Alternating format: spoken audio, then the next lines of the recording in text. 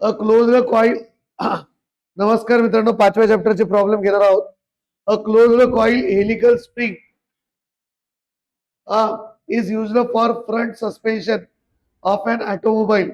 The spring has stiffness. The spring has stiffness of 90 Newton per ounce. 90 Newton per ounce. K दिलेलं आहे. Stiffness W by delta. With square and grounded ends. Square and grounded ends. नंतर the load on the spring causes total deflection of 8.5 mm. Deflection दिलेलं आहे 8.5 mm. By taking permissible shear stress 450 Newton per ounce. Point number 1, spring wire diameter, length of spring. Assume spring index 6, C is equal to 6, G is equal to 80 into 10 raised power.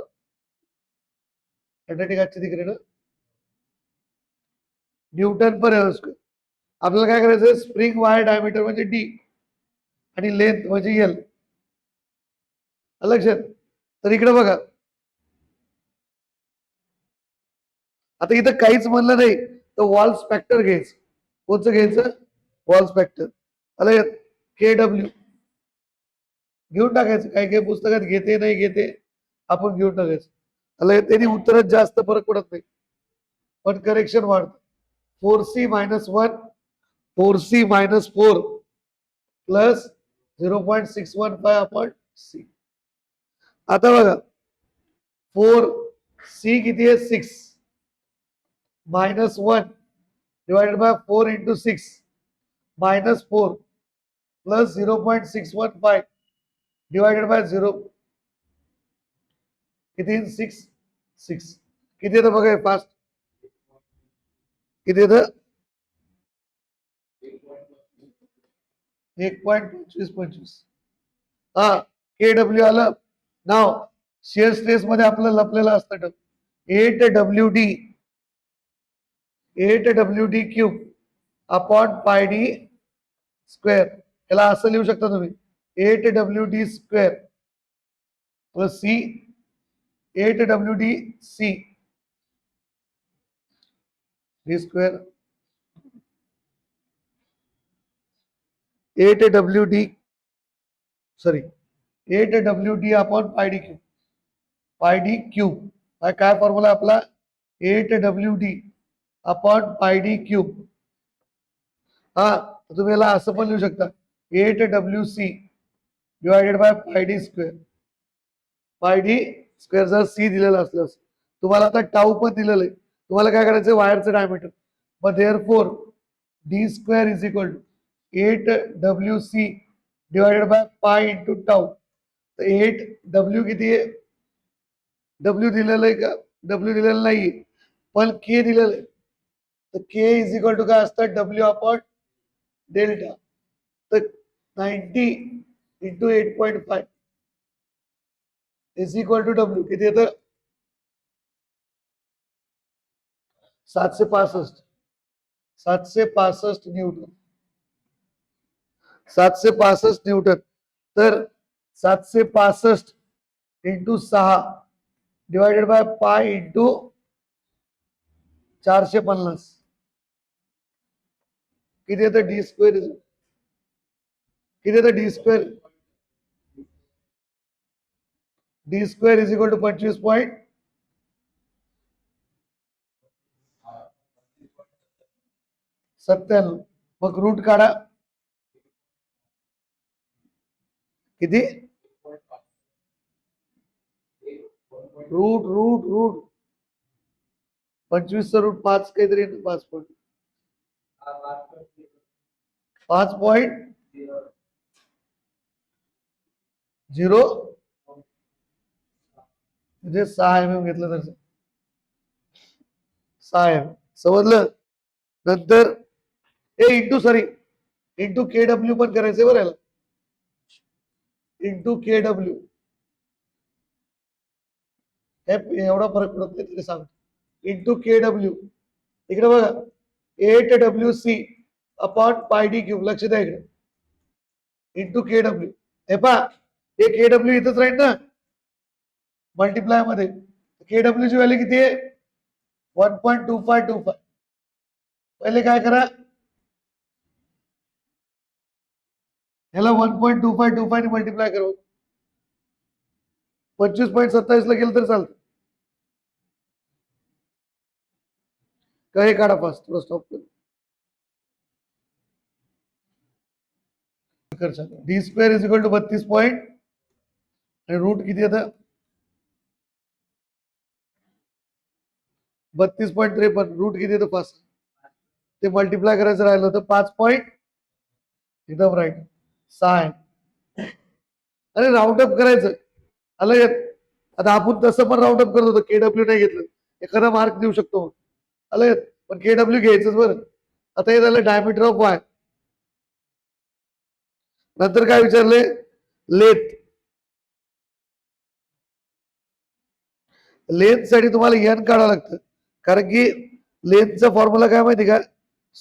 Length of spring चा formula बघा. Free लेंथचा काय formula आहे बघा? N dash into T plus delta max plus 0.15 delta. आता बघा, पहिले तर तुम्हाला डेल्टा माहिती आहे. 8W D raise to 8WD cube upon GD raise to power 4. तर एन आहे हा. पहिले आपल्याला एन काढायचं. तर इकडे बघा, पहिले काय करा आपण? Delta 8WC cube into N GD लिहू शकतो. दोघांची 3 गेली पाहून. तर आता काय करायचं? Delta into G into D divided by 8 into W into C cube is equal to N. Delta किती आहे? 8.5. जी किती आहे? 80 इंटू 10⁻³ डी किती आहे? 6 भागीला 8. W किती आहे? 765. सी किती आहे? सी स्प्रिंग इंडेक्स किती आहे? 6 आहे ना. 6चा क्यूब किती येतं? यात किती? 3.08. आला 3.08 म्हणजे 3 घेतलं तर त्याला एकदम वाढून नका देऊ. 08 म्हणलं 3च घ्या. आले नंबर ऑफ टर्न्स असतील. आले मग एन डॅश करावं लागतं. एन डॅश काय करायचं माहिती का? n+2 total number of active turns. n+2 काय घ्यायचं? स्क्वेअर आणि ग्राउंडेड असत तर +2 घ्यायचं. स्क्वेअर आणि ग्राउंडेड असत तर काय घ्यायचं? +2. स्क्वेअर आणि ग्राउंडेडच येतं जास्त करून. हा 3+2 किती होते? 5. आता लेंथ ऑफ फ्री लेंथ म्हणलं तर फ्री लेंथ काढायची. N dash into D plus delta max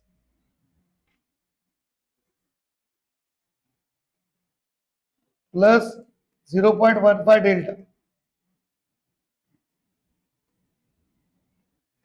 N dash 5 into diameter of wire किती आहे?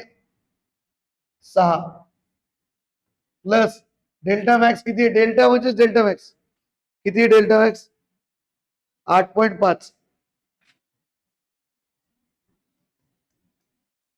इथं पर्टिक्युलरली डेल्टा म्हणजे डेल्टा मॅक्स किती येतं? LF length of spring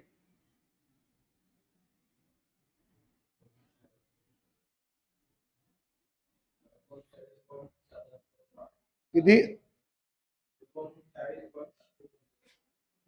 39.775 mm. Stop. Now second, a closed helical coil spring is used for an automobile suspension system. The spring has stiffness of 85 K. Same problem है 85 Newton per mm with square and grounded ends. The load on the spring causes the total deflection of 9 mm. लगेच load काढून घ्या. तर load कसं काढायचा, K is equal to W upon delta. तर K into delta is equal to W. Therefore W is equal to 85 into 9, 9 8 72, 9 5 45,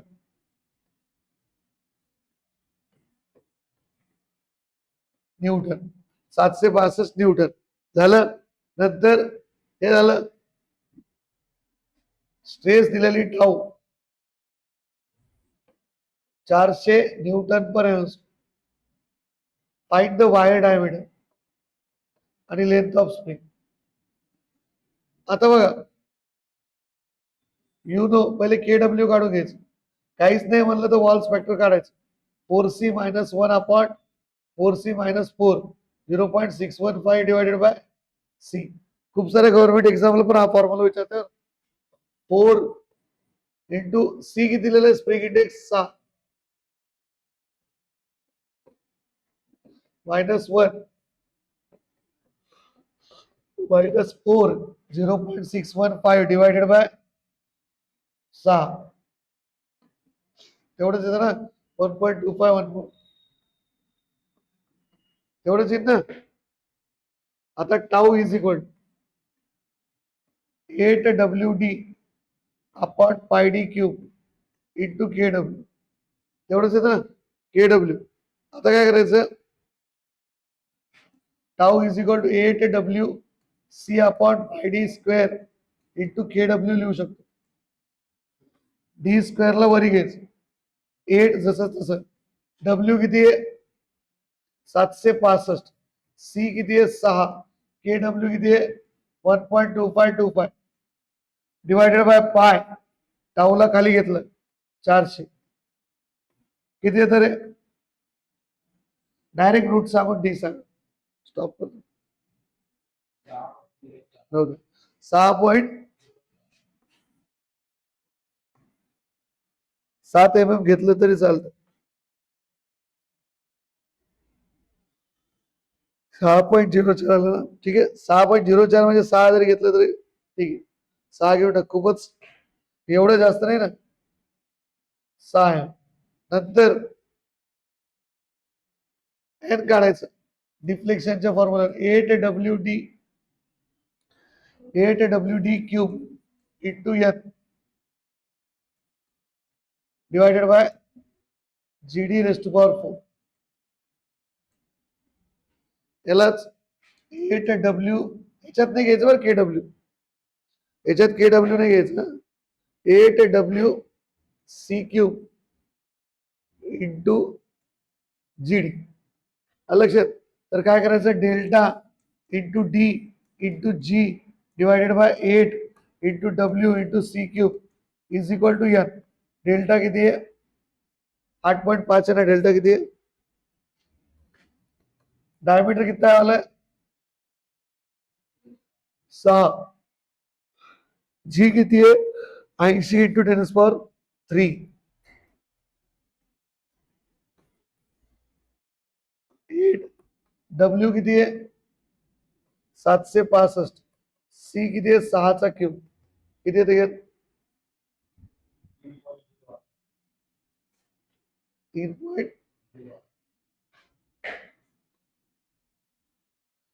3.08 म्हणजे 3 घेतलं तर चालतं. झालं. इथं KW ने मल्टिप्लाय केलं ना, हा केलं. नंतर एन आलं, एन डॅश N+2, 3+2 किती येतं, 5. युनिट नसतं बरं, नंबर आहे 5. नंतर काय करायचं, length of spring, free length N dash into T plus delta max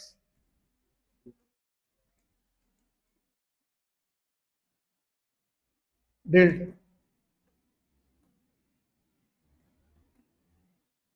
delta max किती आहे, 8.5.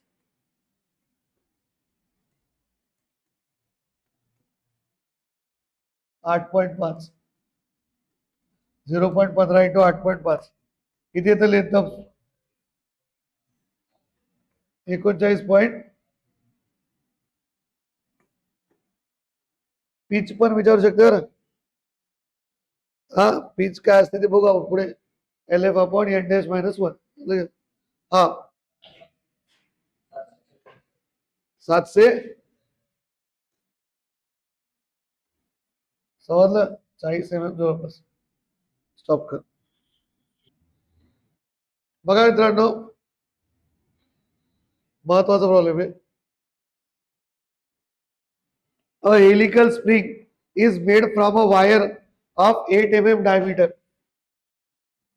आता इथे डायमीटर ऑफ वायर दिलेलं आहे 8 mm अँड आउटसाइड डायमीटर म्हणजे कॅपिटल डी 90 mm. लगेच सी काढून घ्यायचं, लागतच आपल्याला. Capital D by small D 90/8 किती येते? किती? त्याच्यावर बरोबर आहे बरोबर. 11.25 युनिट नसते, बरोबर आहे बरोबर. 11.25. हा, नंतर if the permissible stress is 350 newton per S. तिसरा प्रॉब्लेम. हा, मॉड्युलस ऑफ रिजिडिटी 84 इंटू 10⁻³ केला आपण किलो न्यूटनला न्यूटन. स्टॉप करून इथं मित्रांनो आउटसाइड कॉइल डायमीटर दिलेलं आहे. हा, कॉइल डायमीटर 8 mm. इकडे बघा, अ helical spring is made from wire 8 mm diameter. हा, अँड आउटसाइड डायमीटर 90 mm म्हणजे DO दिलेलं आहे. तर डी कसं काढायचं? DO minus D, DO minus D 90 minus 8 82. मग सी काढू शकता तुम्ही. सी किती? D divided bye D 82 divided by 8 किती येतं? 10.25. बरोबर आहे का? 10.25. हा, आउटसाइड डायमीटर दिलं तर वाचलं नाही. The permissible shear stress 350 newton per square and modulus of rigidity is 84 into 10⁻3. Find the axial load. W काढायचे and deflection per active turn म्हणजे डेल्टा बाय एन काढायचं. Neglecting the effect of curvature. हा, पहिलं neglecting the effect of curvature. सगळ्यात पहिले काय करावं लागेल आपल्याला? डेल्टा काढायसाठी काय फॉर्म्युला आहे आपला? 8WD³ into N divided bye GD⁻⁴.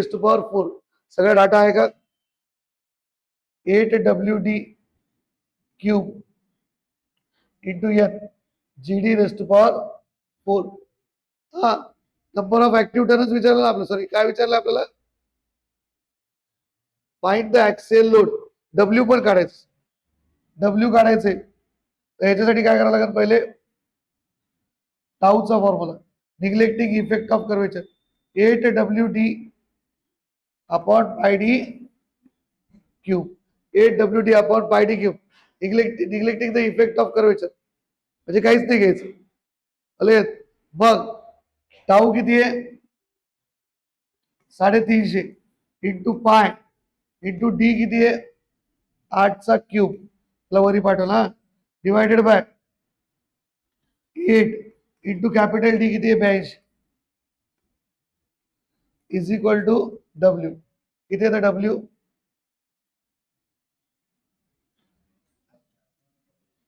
किती? उत्तर चेक करायचं. 858.45. 858.19 mm झालं. हे डी आलं, डब्ल्यू आल्यानंतर हा, मग डेल्टाचा फॉर्म्युला वापरायचा 8WD³ into N divided bye GD⁻⁴. याला सी केलं नाही केलं तर चालतं. दोन्ही डी वेगवेगळे दिलेलं आहे ना, मग सी करायची गरज नाही. आपण डेल्टा बाय एन काढायचं. आपण एन ला इकडे घेऊन टाकू. 858.19 इंटू डी किती आहे? 82/³ डिवायडेड बाय जी किती आहे? 84 का? 84 इंटू 10⁻³ आणि डी किती आहे, छोटा डी किती आहे, 8. किती येतं हे,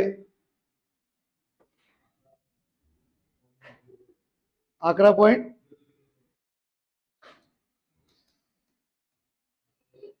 mm पर ऍक्टिव्ह टन्स. हा mm पर ऍक्टिव्ह टन झालं. नंतर आता काय करायचं, किती आहे, 002. आता काय करायचं, considering the effect of curvature म्हणजे वॉल्स फॅक्टर गेज. सेकंड केस मध्ये केडब्ल्यू. केडब्ल्यू काय, 4c minus 1/4c-4 plus 0.615 divided by C. तर 4c किती आहे, 10.25 minus 1 divided by 4 into 10.25 minus 4 plus 0.615 divided by 10.25 किती येतं हे, केडब्ल्यू किती येतं, वॉल्स फॅक्टर 1.10.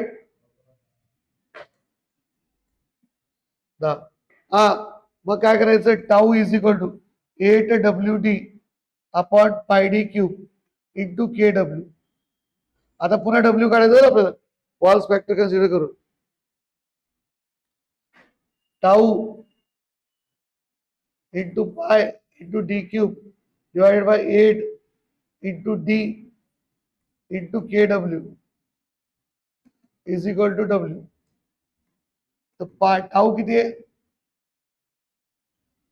शेअर स्ट्रेस किती आहे, 350. 350 इंटू पाय इंटू डी किती आहे रे छोटा, 8चा क्यूब डिवायडेड बाय 8 इंटू मोठं डी किती आहे, 82 इंटू 1.1410 किती येतं डब्ल्यू,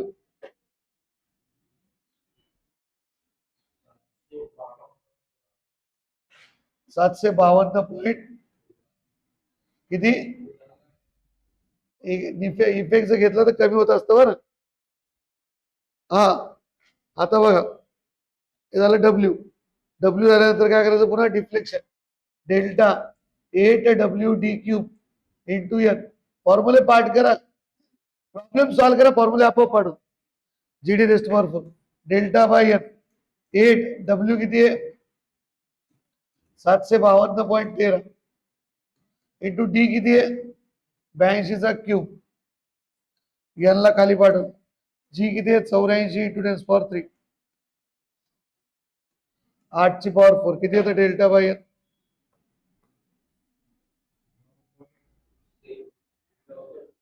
किती,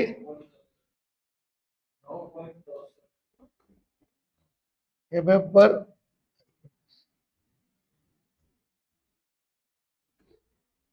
बस झालं एवढं, समजलं का.